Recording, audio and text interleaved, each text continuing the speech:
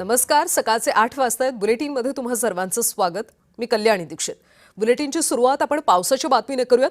आज वीकेंडला पावसाचा जोर वाढणार असं कळतंय. आज आणि उद्या मुंबईमध्ये पावसाचा रेड अलर्ट जारी करण्यात आला. मुंबईसह ठाणे, पालघर आणि रायगडला सुद्धा रेड अलर्ट आहे. समुद्रकिनारी जाणं टाळावं असं आवाहन प्रशासनाने केलं. मुंबईसह ठाणे, पालघर आणि रायगड जिल्ह्यांसाठी हवामान विभागाने रेड अलर्ट जारी केला.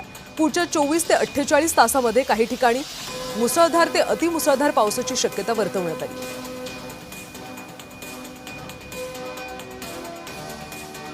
कोस्टल रिजन असेल, कोकण किनारपट्टी, गोवा, त्याचबरोबर घाट माथे आहे, तिथे मुसळधार ते अतिमुसळधार पावसाची नोंद होताना दिसते. आणि इंटेरियर महाराष्ट्रामध्ये हलक्या ते मध्यम स्वरूपाचा पाऊस आणि तुरळक ठिकाणी मुसळधार पावसाची सुद्धा नोंद आपल्याला झालेली दिसून येते.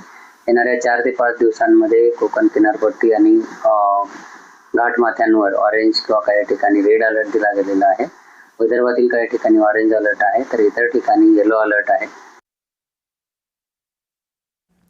तर राज्यभर सध्या मुसळधार पाऊस पडतोय. अनेक ठिकाणी नदी नाल्यांना पूर सदृश परिस्थिती पाहायला मिळते आणि याच सगळ्याची अधिकची माहिती जाणून घेणार आहोत राज्यातल्या विविध भागातल्या आमच्या प्रतिनिधींकडून. सुरुवातीला जाऊयात मुंबईमध्ये. आमच्या प्रतिनिधी भाग्यश्री प्रधान सध्या आपल्यासोबत जोडल्या गेलेत.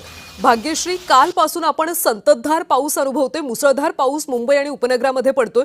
सोबतच रेड अलर्ट सुद्धा जारी करण्यात आलाय. आज आणि उद्या मुंबईमध्ये नेमकी कशी स्थिती असेल भाग्यश्री?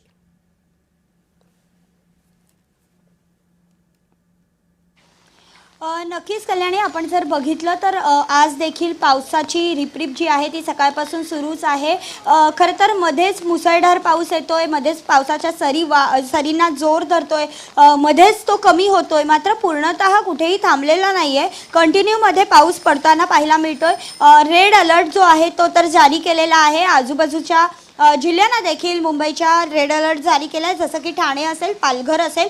आपण जर बघितलं तर काल अनेक ठिकाणी सखल भागामध्ये मुंबईमध्ये पाणी साचलेलं पाहायला मिळालं होतं. किंग सर्कल, सायन सर्कल, त्याचबरोबर विरा देसाई रोड, अंधेरी सबवे, इथे पाणी साचलेलं पाहायला मिळतंय. सबवे काल देखील थोडा वेळ सकाळी बंद ठेवण्यात आला होता. आज बघितलं तर आज सकाळपासून आपण बघतोय की पाऊस सुरू आहे, मात्र आत्तापर्यंत कुठेही पाणी साचल्याची घटना किंवा माहिती ऐकिवात नाही आहे.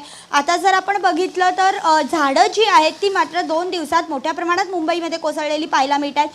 जवळपास 100 झाडं जी आहेत ती कोसळलेली पाहायला मिळतात. आज देखील दादर फुल मार्केट जे आहे तिथे एक झाड कोसळलेलं आहे 3 वाजता.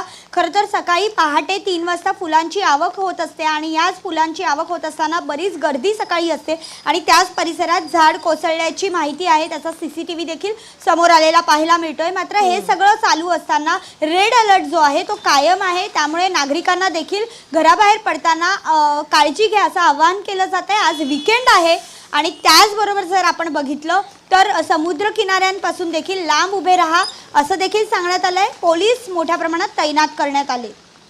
नक्कीच भाग्यश्री, त्यामुळे सध्या रेड अलर्ट जारी करण्यात आलाय. नागरिकांनी सुद्धा सतर्क राहावं, काळजी घ्यावी असं आवाहन केलं जातं. आता आपण जाऊयात रत्नागिरीला. आमचे प्रतिनिधी